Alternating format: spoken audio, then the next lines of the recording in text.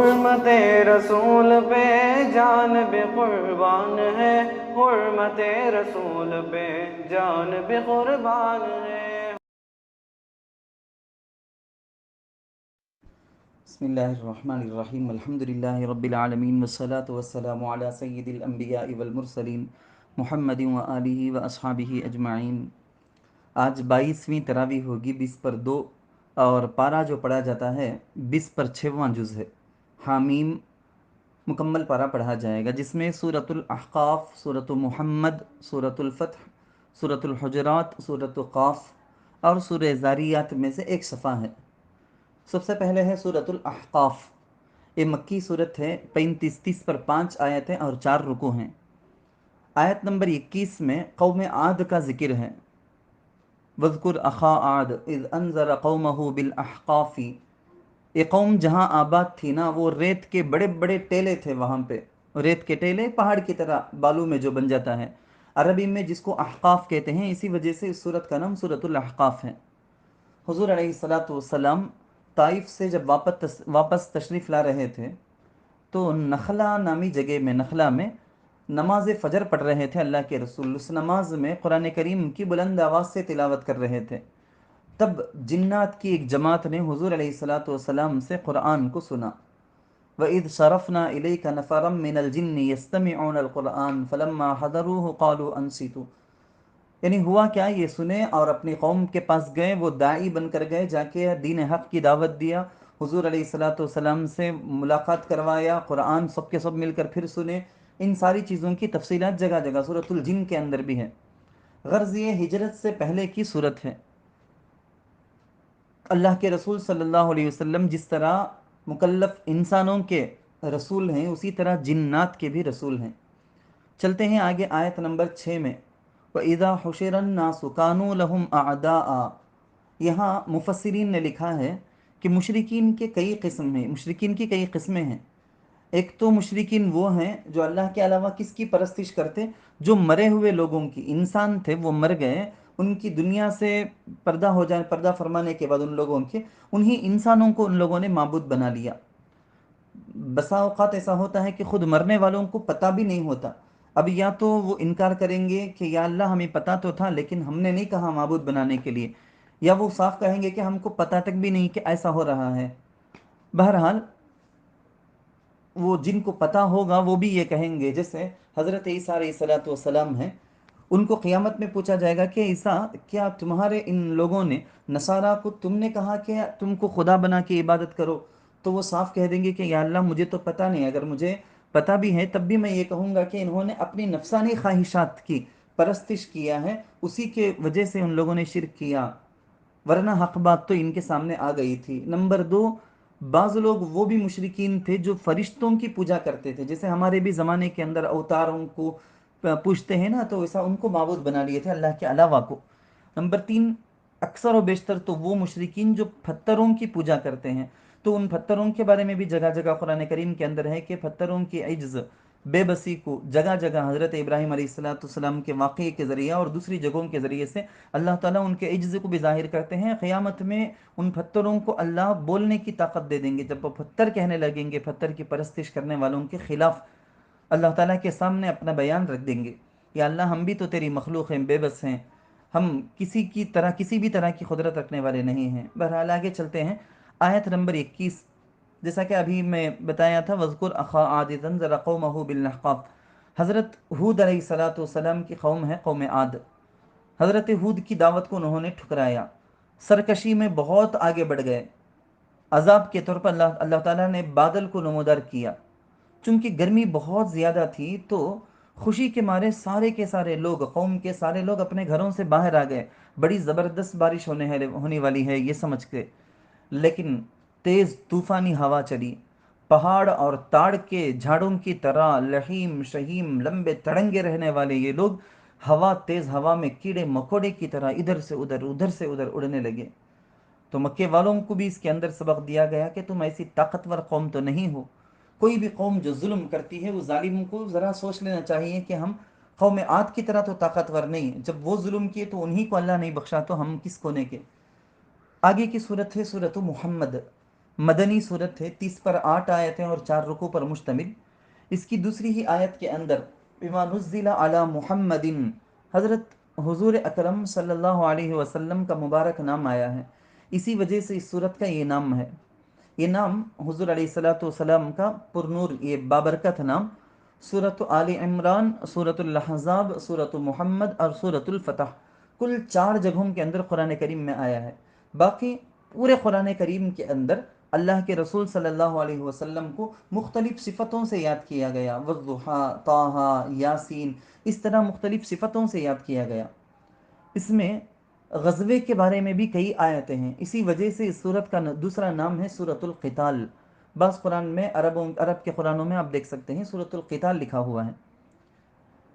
سب سے پہلی بات تو یہ ہے کہ جنگ بدر کے بعد یہ صورت نازل ہوئی۔ جنگ بدر میں مسلمانوں کو کامیابی، احد کے اندر بھی مسلمانوں کو بالآخر کامیابی۔ اس کی وجہ سے مدینہ منورہ کی ابھرتی ہوئی طاقت اور حکومت کو دیکھ کر کفار مکہ جل رہے تھے، مدینہ پر حملے کی مختلف سازشیں کر رہے تھے، رچا رہے تھے، تب یہ صورت نازل ہوئی ہے۔ اس صورت کی آگے آیت ہے والذین آمنوا وعملوا الصالحات وآمنوا بما نزل علی محمد، دو مرتبہ آمنو آیا ہے۔ اللہ پر، اللہ کے رسول پر، قیامت پر، جنت جہنم پر ایمان لانا اور نیک کام کرنا، اس کو تو بتا دیا گیا۔ پھر دوبارہ بھی آمنو بما نزل علی محمد، یہ اس لیے لایا گیا، یہ بتانے کے لیے کہ دیکھو ایمان کی اصل بنیاد ہی خاتم النبیین کی تعلیمات کو سچے دل سے قبول کرنا ہے۔ کوئی فریق یہ کہنے لگے کہ محمد کو فقط ہم نہیں مانتے، باقی ساری چیزیں مان لیتے، تو اللہ نے ان لوگوں سے صاف کہہ دیا دیکھو تم باقی ساری چیزیں بھی مانو گے تو تمہارے لیے ڈیپینڈ، موقوف ہے، ساری چیزیں ڈیپینڈ ہوں گی محمد کو ماننے پر۔ محمد کو ماننے کے بعد ساری چیزیں ماننا تب معتبر ہے، ورنہ معتبر نہیں۔ حضرت ابو ہریرہ رضی اللہ عنہ سے منقول ہے، فرماتے ہیں کہ اللہ کے رسول صلی اللہ علیہ وسلم نے ایک مرتبہ ارشاد فرمایا کہ میری پوری امت جنت جائے گی الا من ابا، سوائے ان لوگوں کے جنہوں نے انکار کیا۔ صحابہ نے تعجب سے پوچھا من ابا یا رسول اللہ، آپ کے انکار کرنے والے کون ہیں وہ؟ تو اللہ کے رسول نے فرمایا کہ جس نے میری اطاعت کی وہ جنت میں، اور جو میری نافرمانی کرتے ہیں، میرا انکار کرتے ہیں، وہ جہنم میں جائیں گے۔ آیت نمبر 7 دیکھیں، ان تنصروا اللہ ینصرکم ویثبت اقدامکم، اللہ فرماتے ہیں کہ تم اللہ کے دین کی مدد کرو، اللہ تمہاری بھی مدد کریں گے، تمہارے قدم بھی اللہ میدان میں جما دیں گے۔ ورنہ اللہ تعالیٰ نے، اگر تم مدد نہیں کرو گے نا، تو اللہ تعالیٰ نے کئی آباد بستیاں اجاڑ کر برباد اور ویران کر کے رکھ دی ہیں۔ دنیا میں چل پھر کے دیکھو، ایسا ہوا ہے، اگر تم بھی اپنا کھانا پینا اور اپنی لائف بول کے مست رہو گے تو پھر اللہ کے دین کی مدد سے تم پھر جاؤ گے تو تمہاری بھی مدد اللہ کی طرف سے نہیں ہو سکے گی۔ آیت نمبر 30 پر 8 دیکھیں، وَإِن تَتَوَلَّوْا يَسْتَبْدِلْ قَوْمًا غَيْرَكُمْ، سورت کی آخری آیت ہے، بڑی زبردست اور خطرناک ہے، ہم سب کو ڈرانے والی آیت ہے۔ صحابہ کرام رضوان اللہ علیہ مجمعین سے اللہ کے رسول صلی اللہ علیہ وسلم نے فرمایا کہ ان تتولوا یستبدل قوما غیرکم، اگر تم منہ موڑ لو گے دین کی مدد سے، دین کی حمیت سے، تو پھر اللہ تعالیٰ ایک ایسی قوم لے آئیں گے جو تمہاری طرح نہیں ہوں گے۔ صحابہ نے پوچھا یا رسول اللہ وہ کون لوگ ہیں؟ تو اللہ کے رسول صلی اللہ علیہ وسلم پاس میں حضرت سلمان فارسی رضی اللہ عنہ بیٹھے ہوئے تھے، ان پر ہاتھ رکھ کر فرمایا اس کی قوم ہوگی وہ۔ حضور نے فرمایا ایمان اگر سریا پر بھی پہنچ جائے، سریا ایک ستارہ ہے، وہاں پر بھی اتنا دور بھی پہنچ جائے تو فارس کے لوگ وہاں سے بھی تلاش کر کے لے آئیں گے۔ ہمارے علماء کرام نے، مفتیان کرام نے، بڑے بڑے مشائخ نے لکھا ہے کہ اس عظیم بشارت اور خوشخبری سے مراد، بلکہ اس کے اولین مصداق، بعد میں بہت سارے عجمی لوگ ہیں، لیکن سب سے پہلے جو مصداق بنے حضرت امام اعظم ابو حنیفہ رحمۃ اللہ علیہ ہیں، جنہوں نے دین کو ایک خوبصورت، بڑی پیاری اور خوبصورت شکل میں امت کے سامنے پیش کیا۔ سورۃ الفتح مدنی صورت ہے، 20 پر 9 آیتیں اور 4 رکوع پر مشتمل۔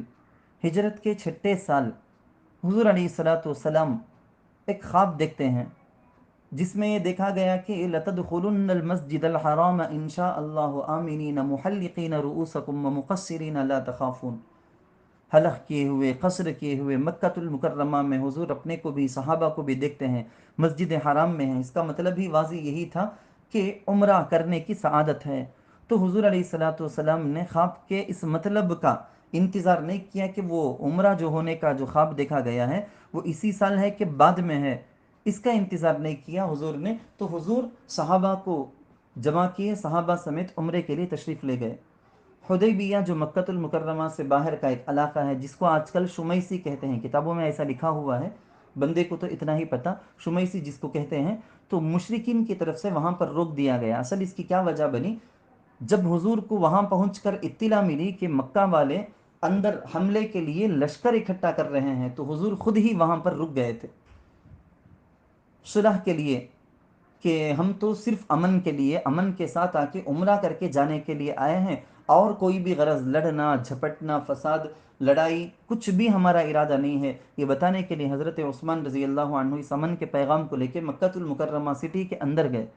حضرت عثمان رضی اللہ عنہ کے پہچانت کے بہت سارے لوگ، پہچانت کیا بلکہ بہت زیادہ ان کے احسان تلے دبے ہوئے بہت سارے لوگ تھے، تو اس لیے حضرت عثمان رضی اللہ عنہ ان کے امن پر گئے تھے اندر۔ کچھ ہی دیر میں حضرت عثمان رضی اللہ عنہ کی شہادت کی غلط خبر، افواہ پھیل گئی تھی مسلمانوں میں، تو حضور سمیت سارے صحابہ بڑے غصے میں آ گئے۔ اس وقت وہاں پر ایک بیعت کا معاملہ ہوا جس کو بیعت رضوان کہا جاتا ہے۔ بیعت کا مطلب حضور کے ہاتھوں پر سارے مسلمانوں نے ہاتھ رکھ کر اپنی جان کی بیعت کی، کہ جان بھی جائے ہم جان کے نام پر بیعت کرتے ہیں کہ یا رسول اللہ آپ اس پر جو بھی مانگے ہم سب کچھ قربان کرنے کے لیے تیار۔ یہی مزاج چاہیے۔ مختلف قسم کی گفتگویں ہوئی، وہاں سے یہاں، یہاں سے وہاں، بہت سارے لوگوں کا تبادلہ ہوا، امن کے لیے، معاہدے کے لیے، صلح کے لیے بڑی لمبی گفتگو کے بعد 10 سال کے لیے امن کا معاہدہ طے ہوا۔ تو یہ جو صلح حدیبیہ اسی کو کہتے ہیں، حدیبیہ میں ہونے والی صلح۔ صحابہ تو ناراض تھے، ابھی غصے میں تھے بہت سارے۔ رسول اللہ صلی اللہ علیہ وسلم نے سمجھایا، بہت کچھ سمجھایا، حالانکہ وہاں جو صلح ہو رہی تھی ناجائز شرطوں پر ہو رہی تھی، کہ یہ ہوا کہ مسلمانوں کو کہا گیا کہ ابھی تو واپس چلے جاؤ گے آپ لوگ مدینہ کو، اگلے سال عمرہ کرنے کے لیے آؤ گے، وہ بھی صرف 3 دن کے لیے تم کو اجازت ہوگی، اور ان 10 سالوں میں کوئی بھی مکہ والا اگر مدینہ منورہ آ جائے، مسلمان ہو کر بھی کیوں نہ صحیح آ جائے، مرد ہو یا عورت ہو، غلام ہو، کوئی بھی آئے، تو مدینے والوں پر لازم ہوگا کہ اس کو واپس مکے والوں کے پاس سیفٹی کے ساتھ پہنچا دیں۔ لیکن اس کا الٹا، اگر مدینے سے کوئی بھی مسلمان مکۃ المکرمہ آ جائے گا تو اس کو واپس نہیں کیا جائے گا۔ ایسی ناجائز ظالمانہ شرطیں تھیں۔ ظاہر بات ہے فطری طور پر صحابہ کو غصہ آیا۔ سب سے بڑی وجہ اس میں یہ بھی تھی کہ اس سال بغیر عمرہ یا حج کیے کہ احرام کو بلا وجہ کے احرام کھول کے جانا تھا، یہ صحابہ کو بہت زیادہ کفت کا سبب بنا۔ لیکن حضور صلی اللہ علیہ وسلم کے حکم کے سامنے جان بھی قربان کرنے والے صحابہ حضور کے حکم کے آگے سر اطاعت خم کر دیے۔ بالآخر اسی صلح حدیبیہ کے نتیجے میں اسلام کو غلبہ ملا، قریش کا اقتدار مکۃ المکرمہ پر سے ختم ہوا۔ صلح حدیبیہ کے وقت جو صحابہ اللہ کے رسول صلی اللہ علیہ وسلم کے ساتھ تھے وہ محض 1400 تھے، لیکن 2 ہی سال کے بعد سن 8 ہجری کو فتح مکہ کا واقعہ جب ہو رہا تھا، اس وقت حضور صلی اللہ علیہ وسلم کے ساتھ 10,000 صحابہ کرام تھے۔ اصل میں اس امن کے عرصے کی وجہ سے، اس آپس کی لڑائی جھگڑے سارے جب ختم ہو گئے، امن اور شانتی کا ماحول تھا، تو مسلمانوں کی سچائی، مسلمانوں کی صفائی، ان کے اخلاق، ان کی تجارت، ان کے پہننا اٹھنا، ان کے ڈھنگ رنگ، ان کے اخلاق، زندگی، سماج، ساری چیزوں کو غور سے دیکھنے کا لوگوں کو موقع ملا، تو اسلام کی خوبصورتی کی وجہ سے، اس پرکشش اخلاق اور تعلیمات کی وجہ سے لوگ کھنچے چلے آئے، تبھی یہ صورت نازل ہوئی۔ اس صلح کو اللہ تعالیٰ نے انا فتحنا لک فتحا مبینہ، اسی صلح کو اللہ تعالیٰ نے فتح مبین، کھلم کھلا کامیابی کہہ دیا۔ بعض صحابہ کو اس وقت سمجھ میں یقیناً نہیں آیا تھا، لیکن بعد میں سمجھ میں آیا۔ اس صورت کے آغاز میں انا فتحنا لک فتحا مبینہ، اس کے بعد کے آیتوں میں لیغفر لک اللہ ما تقدم من ذنبک وما تأخر، 4 اعزازات حضور علیہ الصلوۃ والسلام کے بیان ہوئے۔ نمبر 1 یہ ہے کہ اے رسول آپ کی اگلی پچھلی ساری غلطیاں، کوتاہیاں، سب کچھ معاف، پروردگار نے معاف کر دیا۔ آگے اللہ تعالیٰ ایک بات کہتے ہیں، وَيُتِمَّ نِعْمَتَهُ عَلَيْكَ، ظاہری باطنی قیامت تک کے لیے، نبوت جو ختم نبوت تھے، اس طرح کی ساری نعمتوں سے، ساری نعمتیں آپ پر اللہ تعالیٰ نے مکمل کر دی۔ نمبر 3 وَيَهْدِيَكَ صِرَاطًا مُسْتَقِيمًا، آپ کو صراط مستقیم عطا کر دیا، یعنی آپ کے راستے پہ چلنے والا ہی صراط مستقیم پر رہنے والا ہوگا، آپ کے راستے کے علاوہ کوئی صراط مستقیم نہیں۔ نمبر 4 وَيَنْصُرَكَ اللَّهُ نَصْرًا عَزِيزًا، کیسی بھی حالت آ جائے، کیسے بھی ظلم ظالموں کا ہو، ہمیشہ اللہ تعالیٰ کی مدد آپ کے اور آپ کی امت کے ساتھ ضرور ہوگی۔ اسی وجہ سے آیت نمبر 9 میں لِتُؤْمِنُوا بِاللَّهِ وَرَسُولِهِ وَتُعَزِّرُوهُ وَتُوَقِّرُوهُ، اس کو بھی جوڑ کر اس کے ساتھ ملا کر آپ سمجھ جائیں، حضور علیہ الصلاۃ والسلام کی تعظیم کو ہر شخص پر، امت کے ہر شخص پر واجب اور فرض کیا گیا۔ اصل میں امت پر آپ صلی اللہ علیہ وسلم کے 3 حقوق ہیں، لِتُؤْمِنُوا بِاللَّهِ وَرَسُولِهِ وَتُعَزِّرُوهُ وَتُوَقِّرُوهُ۔ نمبر 1 محبت، آپ پر ایمان اور آپ سے محبت، اپنی جان سے بھی زیادہ، اپنی اولاد اور ماں باپ سے بھی زیادہ محبت۔ نمبر 2 آپ کی عظمت، ساری چیزوں کی عظمت سے بڑھ کر۔ نمبر 3 آپ کی اتباع، آپ کی سنتوں کی پیروی۔ کسی بھی ایک کو ان میں سے فوت کر دیا گویا اس نے حقوق مصطفیٰ کے اندر کوتاہی کر دی۔ کوتاہی کیا، اصل میں ایمان کے اندر کوتاہی مطلب ہے۔ نیز آپ صلی اللہ علیہ وسلم کی مدد سے مراد آپ کے دین کی مدد ہے، سنت اور شریعت محمدیہ کی عظمت، آپ صلی اللہ علیہ وسلم کی سنت کی اتباع، سنت کو جاری کرنا، آپ کے دین کی تبلیغ، آپ کے دین کی مدد، یہ ساری چیزیں اس کے اندر داخل ہیں۔ هو الذی ارسل رسولہ بالہدی ودین الحق لیظہرہ علی الدین کلہ، سورت کے اخیر میں محمد الرسول اللہ ایک آیت ہے، اس سے پہلے کی آیت، یہاں پر تقریباً کل ملا کر 3 چیزیں بیان ہیں۔ نمبر 1 چیز یہ ہے کہ لیظہرہ علی الدین کلہ، اے نبی جی آپ کی شریعت اور آپ کے دین کو پورے عالم پر غالب کرنے ہی کے لیے اللہ نے آپ کو رسول بنا کر بھیجا، تو رسول قیامت تک کے لیے غالب، رسول کا دین قیامت تک کے لیے غالب، ختم نبوت کی واضح بات ہے۔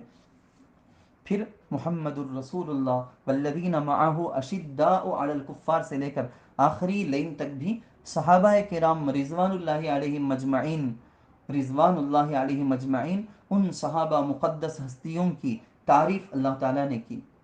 سب سے آخر میں وعد اللہ الذین آمنوا وعملوا الصالحات منہم مغفرۃ واجرا عظیما، صحابہ کی مغفرت کا اللہ تعالیٰ نے اعلان کر دیا۔ ایسے مغفور صحابہ کے بارے میں زبان درازی، بدگمانی ہرگز ہم میں سے کسی کے لیے بھی جائز نہیں ہے۔ ہم ان کے سامنے کتے سے بھی زیادہ ہیچ ہیں، اس کا دل کے اندر احساس پیدا کریں، اپنے اصاغر کو بھی، اپنے چھوٹوں کو بھی سمجھائیں۔ اس کے بعد ہے سورۃ الحجرات، مدنی صورت ہے، 18 آیتیں اور 2 رکوع پر مشتمل۔ بہترین آیت، دیہات کے کھیڑے کے چند لوگ جو ادب سے ناآشنا تھے، حضور اکرم صلی اللہ علیہ وسلم کو کمرے کے باہر سے آواز دے کے ایسے ہی پکارے جیسے عام لوگوں کو پکارتے ہیں، یا محمد کہہ کے مثلا، تو اس کی اصلاح اس صورت کے اندر کی گئی ہے کہ دوسروں کو بلانے کی طرح حضور کو نہیں بلانا، حضور کے سامنے بے ادبی نہیں، گستاخی نہیں، آواز تک پست ہونا ہے۔ تو اس کے بارے میں اس صورت میں ہے، حجرتن کی جمع ہے حجرات، حجرات کمرے، رومز کو کہتے ہیں، اسی وجہ سے اس صورت کو سورۃ الحجرات کہا گیا، چونکہ اس صورت کے اندر زبردست قسم کے بے شمار اخلاق اور آداب کی تعلیم ہے، اسی وجہ سے بعض جگہوں کے اندر اس کو سورۃ الاخلاق والآداب بھی کہا جاتا ہے۔ دوسری آیت اس صورت کی، اس کے اندر یہی بنیادی چیز کی تعلیم دی گئی ہے کہ اللہ کے رسول کی تعظیم، یہی اسلام کی سب سے اصل اور جڑ ہے، بنیاد ہے۔ اسی کو حضور نے فرمایا لا یؤمن احدکم حتی یکون ہواہ تبعا لما جئت بہ، میری شریعت، میرے دین کے مطابق جب تک انسان کی خواہش نہیں ہو جاتی، یعنی اس کی چاہت اپنی نفسانی خواہشات کی بنیاد پر نہیں ہونا، میری شریعت ہی اس کی اپنی خواہش ہو جائے، جب ہی اس کے اندر ایمان کامل ہوتا ہے۔ لا یؤمن احدکم حتی اکون ہواہ، حتی اکون حتی اکون احب الیہ من والدہ وولدہ والناس اجمعین، حضور نے یہ بھی فرمایا کہ جب تک کسی انسان کے نزدیک اس کی اولاد، اس کے ماں باپ اور اس کی خود اپنی جان سے بھی زیادہ محبوب میں نہ ہو جاؤں، اس وقت تک اس کا ایمان کامل نہیں ہے۔ آیت نمبر 6 دیکھیں، عموماً ہر طرح کے فساد، لڑائی جھگڑوں کی بنیاد جھوٹی خبریں ہی ہوا کرتی ہیں، جیسے آج کل کی میڈیا ہے اور واٹس ایپ کے اکثر فارورڈ میسیجز ہیں، کتنے جھوٹے اور کتنے بربادی کو لے لیے ہوئے غلط خبریں ہوتی ہیں، تو ان پر اللہ تعالیٰ نے حکم لگا دیا کہ تحقیق لازم ہے۔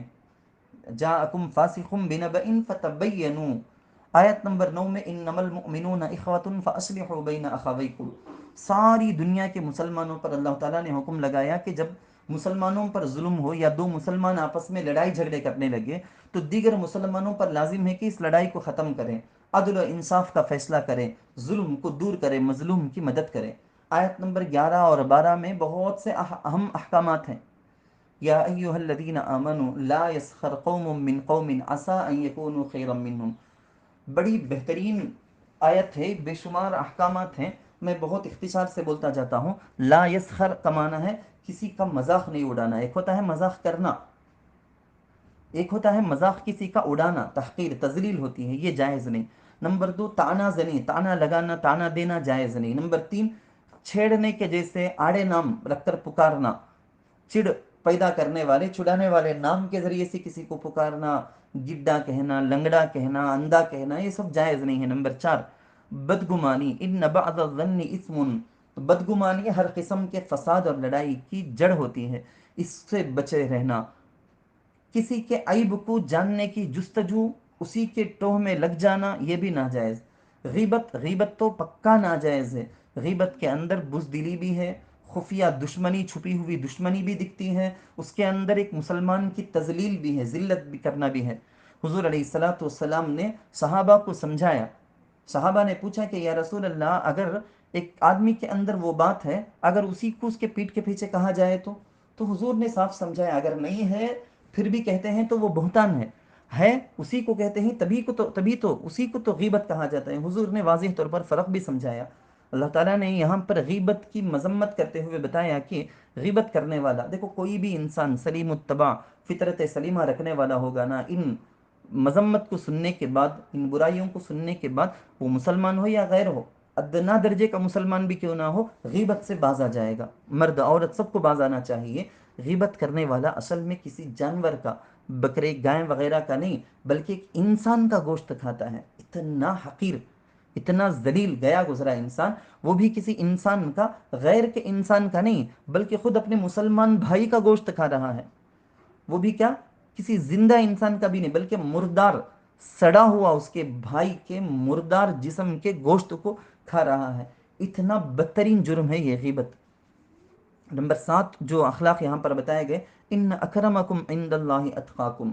بڑائی، تکبر، گھمنڈ آ جائے تو انسانوں میں بیلنس ختم. اسی وجہ سے اللہ تعالیٰ نے فرمایا کہ تمہاری اپنی ذات پات اونچی ذات ہے، نچلی ذات، میں مالدار ہوں تو غریب ہے، یہ میں گورا ہوں تو کالا ہے، یہ ساری چیزیں نہیں، بلکہ اللہ کے نزدیک تو بڑائی تمہارے اپنے تقوی کی وجہ سے ہے.